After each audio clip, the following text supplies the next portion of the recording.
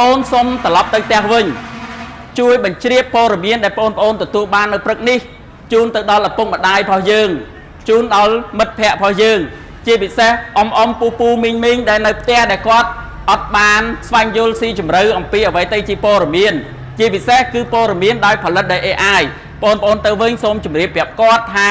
ឲ្យគាត់ប្រុងប្រយ័ត្ននិងប្រើប្រាស់ព័ត៌មានប្រកបដោយសុវត្ថិភាពហើយត្រូវចេះស្វែងយល់ថារបៀបមើលព័ត៌មាននឹងរបៀបម៉េចចុងក្រោយនេះគឺខ្ញុំសូមសំណូមពរទៅដល់លោកនាយកលោកគ្រូអ្នកគ្រូសូមជួយបញ្ជ្រាបនៅអក្សរកម្មព័ត៌មានប្រព័ន្ធផ្សព្វផ្សាយនេះទៅតាមម៉ោងរៀនឬក៏នៅក្នុងកម្មវិធីជួបជុំផ្សេងៗដើម្បី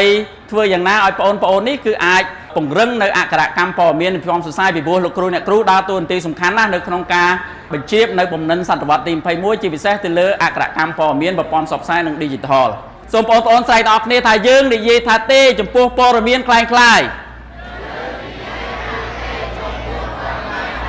បាទសូមអរគុណ